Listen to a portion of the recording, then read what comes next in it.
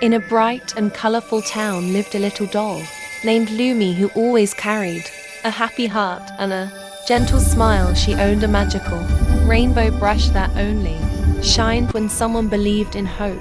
One day the colors of the town slowly began to fade. The sky looked sad, the flowers drooped, and children forgot how to laugh. When Lumi saw this, her heart felt heavy, but she did not give up. She picked up her rainbow brush and started walking through the town.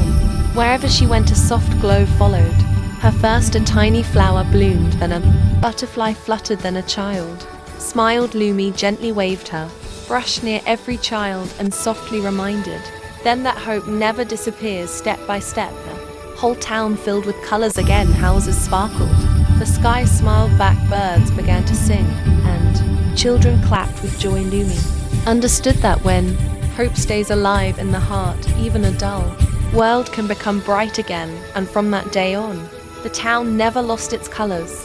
Children kept sharing smiles every day, and the rainbow brush became a symbol of kindness and belief. The children learned to help each other and stay hopeful even on cloudy days. The town became famous for spreading happiness wherever its story was told.